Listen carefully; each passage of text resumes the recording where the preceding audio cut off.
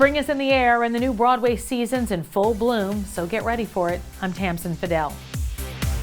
The Thanksgiving play is on Broadway this spring. It's the brand new star-studded Broadway production from Native American playwright Larissa Fasthorse, featuring a who's who of our favorite stars of both stage and screen.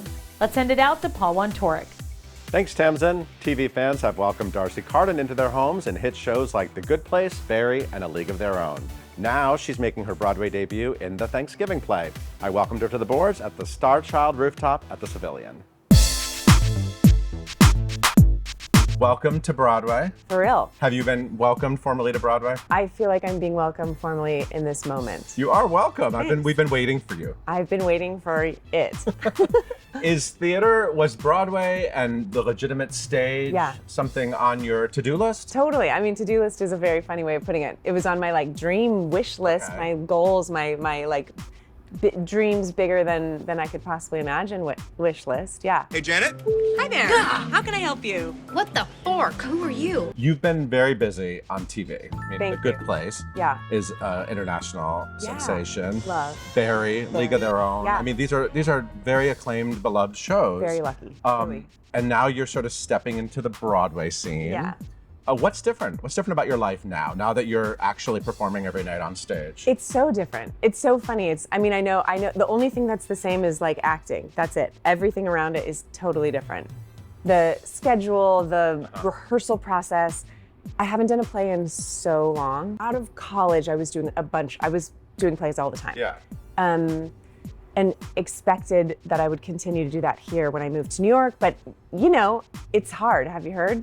It's I've hard. heard. It's competitive, and there's a lot of actors in this city. So then I discovered improv and comedy, and that's sort of where my life went, which was great. But yeah, so the thing that I forgot about plays is not really forgot, but on TV and film, you do 5 minutes of rehearsal. Right. You rehearse in your trailer. You rehearse by yourself. Yeah. So, getting to do 8-hour a day for a month rehearsal was it was new and fresh and exciting and exhausting and exhilarating, and it was really the process was awesome. It was great. The best way to get to Broadway, This is a great tip for actors all over New York, is to become famous in Hollywood first. Oh, interesting. Yeah, that seems like a really good way to do it. Easier. Easier, because suddenly opportunities come. So how did this play come your way? I told my reps, my team, my people, that I was missing theater so really bad. I see as much as I can. I see everything in LA, everything that comes through LA. I just was missing it. I was feeling will I ever get to do that again? And much to my, I guess, surprise and excitement, my amazing agent Ben, who's lives here, who's really plugged into the theater world, he brought this my way. I read the play and then had a meeting with Rachel Chavkin the next day, and really fell in love with her instantly, and it just knew it was this is the move. Larissa is in the rehearsal process. She's with us every day. Getting to work with her so closely has been thrilling. And then also, it's a really collaborative group, Rachel, Larissa. So if something happened in rehearsal in an improv-y sort of way, if it works, she'll be keep it, which was really, I think, rare and fun, and also how unique to get to have. I imagine usually if you're in a rehearsal process for a play and somebody improvises something, I don't know, you don't necessarily have William Shakespeare in the room with you. That's a playwright. Just one of them off the top of my head. To be able to ask, is it cool if we keep this in? So it's been really cool to have Larissa sort of shaping it around us, and it's just been, the whole process has been. I'm pretty sure William Shakespeare has not been in a rehearsal room for many a season. You sure? Fact check. Talk about the premise of this play a little bit. Okay. Because it's Yes. Crazy. It is crazy, yeah. It is about some people, some theater people that are trying to put on a culturally sensitive Thanksgiving play for elementary school kids. And they bring in this actress from LA and she's really gonna save it all. This is really gonna make it work. Yeah. And I don't want to give anything away, but guess what? She doesn't. It's also fun because Janet, Yeah. you're a well-loved character from The Good Place, Thanks. which I know you get recognized for every day of your life, correct? I think More or so. less? Pretty much. More or less. Yeah. There's a very famous joke about that I think comes up often Yeah. about Columbus. That's right. You know, it's funny. I hadn't even thought about that. So it's funny that Yeah. you're like linked to that. What can you do? You remember what that? The joke was, fun fact, Columbus is in the bad place because of all the raping, slave trade, and genocide. which is great. Yeah, I mean, true. I mean, I don't know true, but Yeah, that's definitely yeah. something people in the audience will be remembering. yeah, that little line in Yeah. The Good Place is almost like what this whole play is. It's kind of opening, Yeah, exactly. you know, it's like tearing apart the things we think we know and the stories we've been taught and finding out, you know, more facts and truth through comedy. And these characters really want to get it right. They do, And so bad. It's so hard to get it right. They want to get it right so badly that they like come all the way around to getting it completely wrong. Just couldn't get it more wrong, which is fun. And also relatable. Yeah. And that's an interesting thing about, you know, reading the play for me, and I'm sure the audience seeing the play, like you're watching these characters that are not villains, but they're also not heroes or great. They're not great people, but they're trying so hard. I think you will recognize yourself in some of these things, Yeah. which is hard, Yeah. which is like a hard pill to swallow. Through the rehearsal process, again, we had a lot of revelations and maybe trying too hard to make our characters good people or right, and letting go of that and just kind of being like, oh, these are flawed people that are just trying too damn hard, you know? I think some of the best comedy comes from things that are kind of heavy. Yeah, totally. Right? I totally Underneath agree. it all. Yeah. And that reminds me of The Good Place too, because The Good Place had so many things to say about the world and people. I mean, it was like a philosophy lesson in know. some ways. Did that rub off on you at all? It's funny, like if you talk to Kristen Bell or William Jackson Harper, they like really absorbed it. They're like brilliant about it. They read the books, they get it. And I'm kind of like, well, Janet just knew everything, so I didn't have to read the books. I mean, it rubbed off on me in that like it was, you know, it certainly, even just as a fan of the show, Yeah. it does. Yeah. And being surrounded with all those smart people, and the writers were geniuses, and Mike Schur is a full genius. And yeah, it definitely like opened my eyes and changed my brain a little bit. Yeah.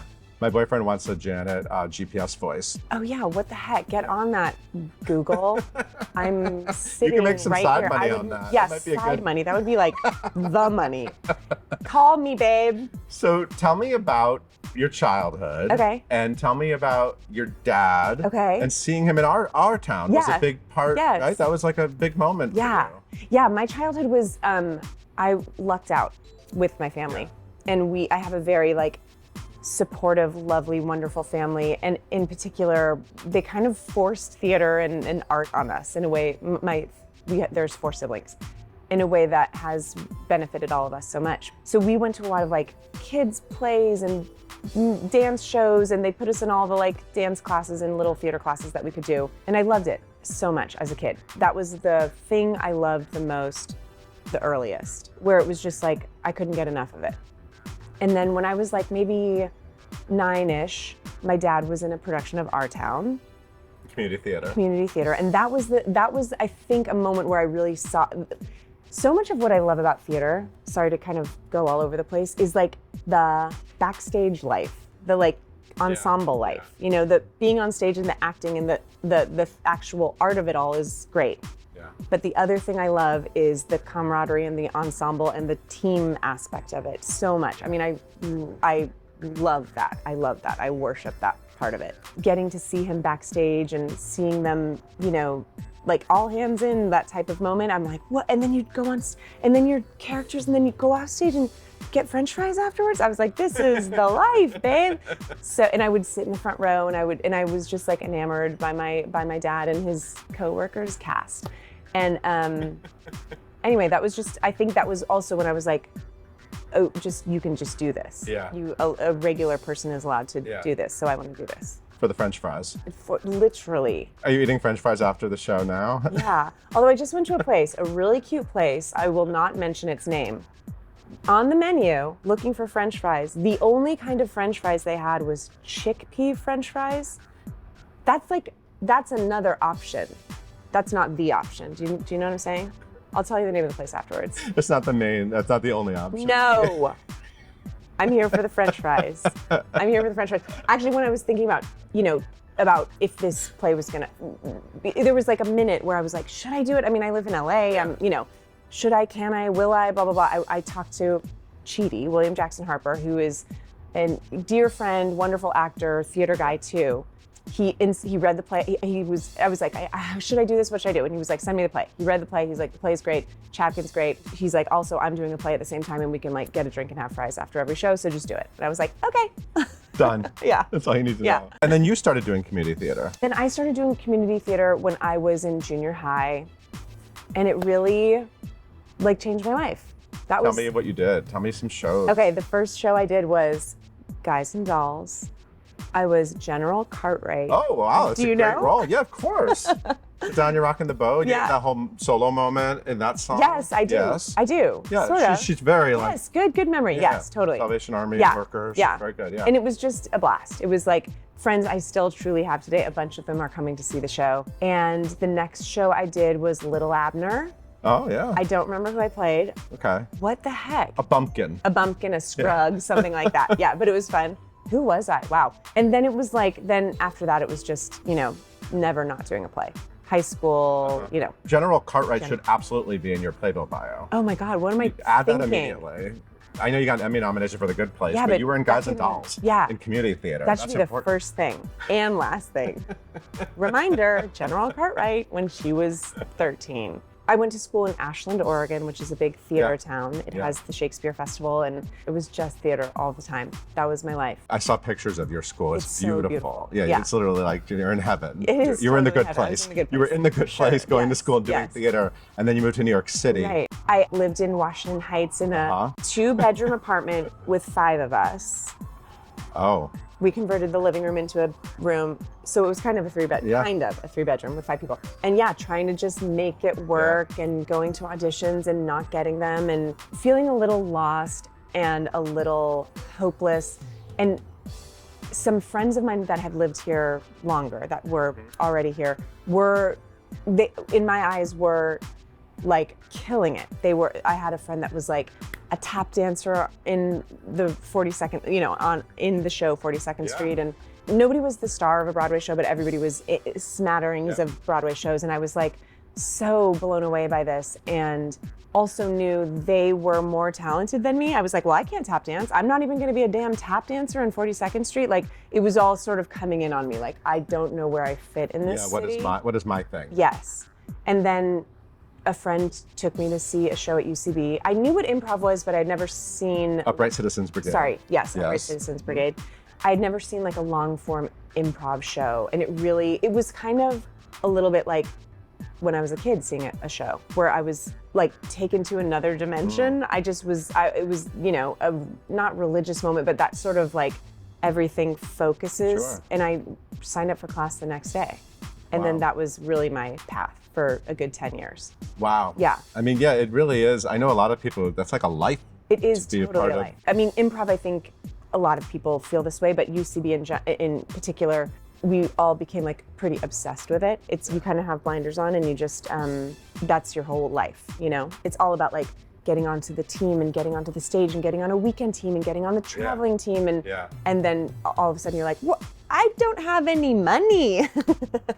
And then for a lot of people, it's about getting on Saturday Night Live. Right. I mean, there's true. like a very clear path Yeah. of a lot of those Right. things. Yeah. It's a competitive, did it feel competitive? It's funny, in a way it did, but also such a big part of the philosophy of improv and UCB in particular is about supporting each other and about lifting each other up and about, if on stage, if the whole point is me trying to set you up so that you get a laugh, that does filter into like everything.